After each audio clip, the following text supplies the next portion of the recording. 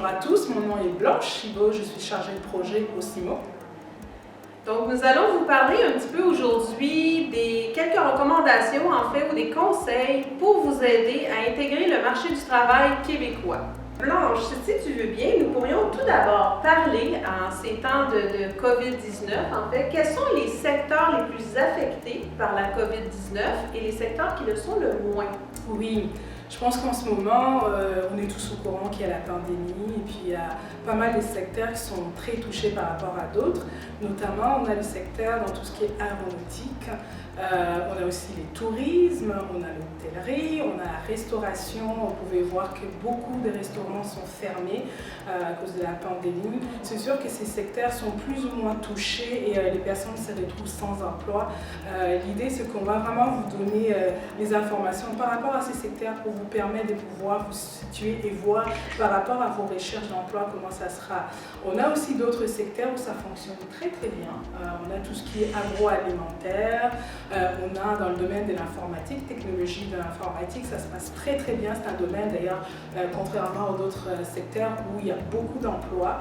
N'hésitez pas, si vous êtes dans ces domaines, d'aller chercher, d'aller postuler dans les entreprises qui sont concernées. On a aussi dans tout ce qui est construction, donc c'est des choses où c'est un domaine où c'est vraiment, il y a pas mal d'emplois, ils ne sont pas touchés par rapport à la pandémie. N'hésitez pas à avoir toutes les informations nécessaires en concernant ce qui concerne plutôt votre domaine pour savoir la situation actuelle par rapport à votre emploi.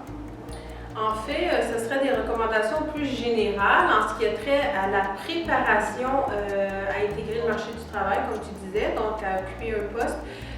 Il faut tout d'abord s'informer sur le marché du travail, vraiment voir les secteurs qu'on va privilégier, les postes qu'on peut occuper à l'instant présent, parce que là, on ne sait pas si on va devoir faire des mises à jour l'actualisation des compétences, de la formation d'appoint ou non.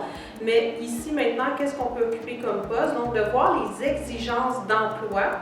Donc, les conditions d'accès à la profession, donc est-ce que ça prend un diplôme de niveau collégial, universitaire, combien d'années d'expérience est généralement demandé, de voir s'il y a des technologies spécifiques qui sont demandées, des logiciels qu'il faut connaître, donc de prendre un peu le pouls du marché dans son domaine. Et ensuite, bien sûr, se construire un CV professionnel qui met en valeur ses compétences, qui vont être transférables ou transversales, si vous préférez. Donc, c'est les compétences qu'on appelle les savoirs, donc les connaissances, la théorie. Il y a les compétences de savoir-faire, qui c'est ce qu'on maîtrise bien, ce qu'on sait faire dans notre travail. Et les compétences de savoir-faire, de savoir-être, qui sont les qualités professionnelles. Donc ça, c'est très important parce que les employeurs québécois cherchent pas seulement des employés compétents, mais des personnalités qui vont être comme une valeur ajoutée dans leur équipe. C'est vraiment très important de mettre ces qualités professionnelles en valeur dans le CV. C'est sûr que le CV est fait en fonction de l'objectif d'emploi, donc on va vraiment mettre l'accent sur les compétences qui sont nécessaires pour le poste qu'on souhaite obtenir. 2 pages maximum et vous l'avez sûrement déjà lu à quelques reprises, on ne met pas de photos sur le CV, on ne met pas de date de naissance et surtout pas son numéro d'assurance sociale, jamais sur un CV. Ce sont des données personnelles qu'il ne faut pas partager. Ça ne regarde pas l'employeur à cette étape-ci, sauf si vous embauche. Et bien sûr, on ne met pas l'état civil, la date de naissance, je l'ai déjà dit. Donc, on reste dans le plus simple possible. Nom, adresse, téléphone, courriel, c'est tout. Et d'être très concis dans la description des tâches. Ça, c'est les principales recommandations pour le CV. Bien sûr, il y a toute la préparation aux entretiens d'embauche parce que il y a des gens qui n'ont jamais eu à passer d'entrevue dans leur pays d'origine. La progression s'est faite de façon naturelle dans l'entreprise ou un bon réseau de contacts. Donc, il y en a pour qui c'est la première fois. Donc ça, je vous conseille vraiment de faire affaire avec un professionnel de l'emploi ou de la carrière parce qu'il va vous guider dans les réponses à donner à l'entrevue, de répondre de façon stratégique. pour vous mettre en valeur toujours à chacune des questions. Donc, la présentation, tout ça. Blanche, en ces temps de pandémie, justement, il y a beaucoup la notion, pas juste la notion, mais le télétravail qui s'est imposé auprès d'une grande majorité de travailleurs. Donc, le télétravail, bon, ça peut avoir son lot d'avantages et d'inconvénients. Est-ce que tu peux nous en parler un peu plus? Oui, le télétravail, c'est vraiment c'est d'actualité en ce moment. Il y a beaucoup d'entreprises qui n'étaient pas trop partants autrefois pour le télétravail, mais la pandémie oblige. Tout le monde s'est retrouvé à travailler à la maison. Donc les côtés avantages, le fait de travailler chez soi, dans son confort, les horaires sont flexibles. Donc pour toutes les personnes qui allaient dans les transports, dans tous les frais des transports, donc c'est vraiment, on économise, hein, ça fait beaucoup de sous dans notre compte. Et aussi en fait cet espace, cette façon de pouvoir concilier sa vie professionnelle et sa vie privée, donc c'est vraiment très pratique pour des personnes qui ont des enfants. Ça vous permet de pouvoir travailler à la maison s'il y a une situation, comme on sait en ce moment la pandémie, les enfants sont à la maison, donc c'est assez facile de pouvoir gérer les enfants. Si on parle des côtés un peu négatifs de télétravail, oui, il y a cette facilité de pouvoir travailler à la maison, mais en même temps aussi, il faut arriver à faire cette distinction de la vie professionnelle à la vie privée. Parce qu'on se retrouve l'espace professionnel et à la fois aussi l'espace privé. Donc des fois, on est un peu mélangé, on a une réunion d'équipe et on a des enfants qui sont là, qui passent à côté, qui peuvent nous déranger, qui ouvrent la porte, maman. Donc il y a plein de situations qu'on a vues en ce moment. Donc il y a ces côtés un peu négatifs. Il y a aussi le côté où on n'a plus de limites. C'est-à-dire qu'on peut se permettre à travailler n'importe quand. Autrefois, on était limité par le nombre d'heures qu'on devait travailler au bureau. Puis là, on se permet de travailler un peu plus tard et des fois, ça empiète un peu sur notre vie personnelle, vie de la famille. Donc, il faut être vraiment équilibré, être capable de pouvoir dire « Ok, je me donne un timing. Quand je dépasse ces temps, je ne suis plus au travail, je suis à la maison, même si je suis dans le même espace. » Donc, il y a ces côtés-là aussi à savoir gérer. Donc je dirais aussi toute la partie isolement, parce qu'il y a beaucoup de gens qui se retrouvent seuls chez eux, puis qui n'ont pas forcément, je dirais le courage, peut-être appeler un collègue, de pouvoir parler comme on avait autrefois l'habitude dans le couloir, de prendre notre pause de 10 minutes, d'aller voir le collègue et de pouvoir discuter. Mais ça, c'est des choses qu'on a perdues en fait. Il y a beaucoup de personnes qui se retrouvent isolées.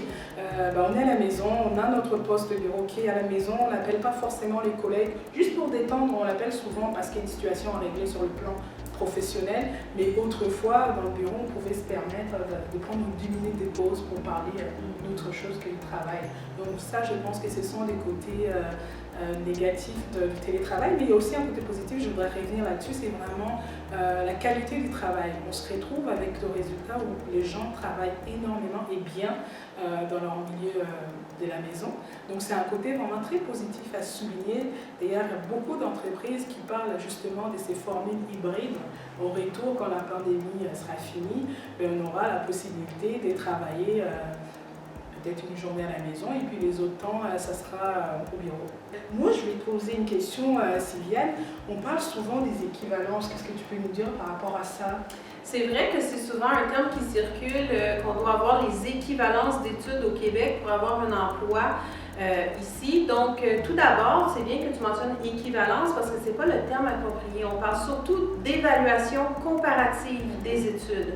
Donc, le mot le dit, c'est un comparatif entre vos diplômes de l'étranger dans le système scolaire québécois. Donc, c'est vraiment le cadre de référence qui est changé.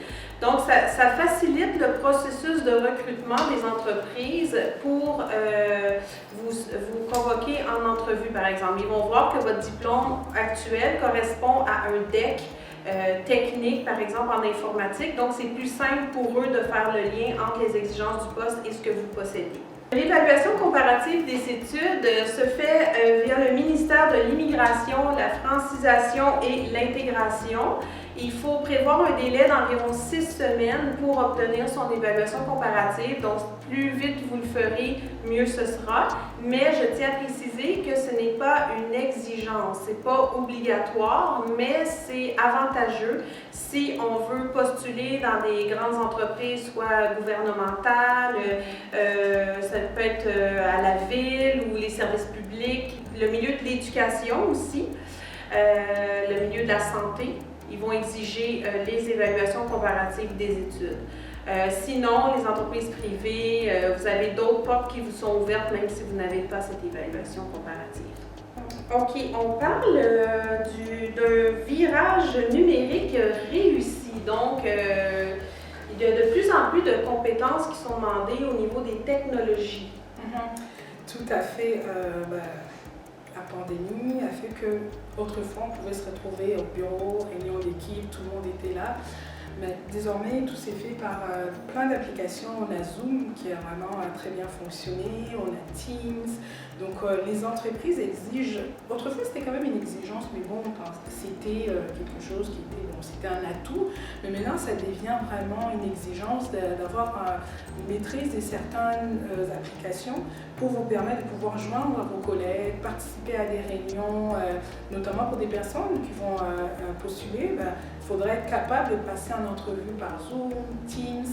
Donc tous ces outils-là, c'est très important de pouvoir les maîtriser parce que le travail passe à travers ces outils-là informatiques. Donc une bonne connaissance de la notion informatique est devenue une obligation. Vous devez vraiment maîtriser tous ces outils-là. Donc je pense qu'autrefois on se disait c'est plutôt des personnes qui sont dans le domaine informatique qui devaient absolument maîtriser tous les outils numériques. Désormais, quel que soit le domaine dans lequel tu te trouves, tu as une obligation d'avoir une bonne maîtrise de certains outils numériques parce que l'information passe désormais par tous ces outils-là. C'est très important de les connaître. Et ensuite, on ne demande pas forcément d'avoir une connaissance très poussée, mais d'être capable de pouvoir entrer à une réunion d'équipe, assister à une entrevue. Donc toutes ces choses-là sont devenues essentielles. Alors, on parle beaucoup d'ordre professionnel. C'est sûr, quand on vient d'arriver, où on ne connaît pas très bien le marché québécois, on entend parler d'ordre professionnel. Qu'est-ce que ça veut dire? Les ordres professionnels, c'est propre au Québec. En fait, il y a 55 professions qui sont régies par le Code de profession et encadrées par des 46 ordres professionnels. Donc, ce qui veut dire, si vous êtes ingénieur, urbaniste, infirmier, infirmière, pour ne nommer que ceux-ci, vous ne pouvez pas pratiquer au Québec si vous n'êtes pas inscrit au tableau de l'ordre professionnel. Ce faisant, vous assurez au public que vous avez les compétences qui sont exigées par l'ordre pour pratiquer votre profession ici. Il y a aussi les titres réservés. Donc, quand vous faites partie d'un ordre, vous avez un titre réservé, ce qui veut dire que si vous arrivez de votre pays d'origine en tant qu'ingénieur, vous ne pouvez pas porter le titre d'ingénieur sans que vous soyez inscrit au tableau de l'ordre. C'est un processus, donc il faut vraiment faire une ouverture de dossier auprès des ordres professionnels. Je vous l'avoue, c'est coûteux.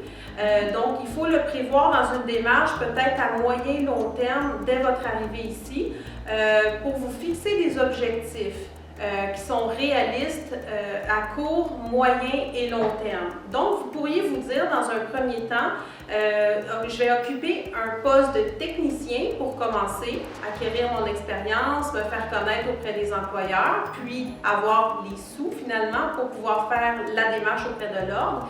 Ensuite, à moyen terme, vous allez pouvoir vous inscrire auprès de l'ordre et en même temps, les milieux de travail vont vous encadrer bien souvent dans cette démarche-là. Il y a des employeurs qui sont prêts à encadrer leurs employés pour les aider à accéder auprès des ordres.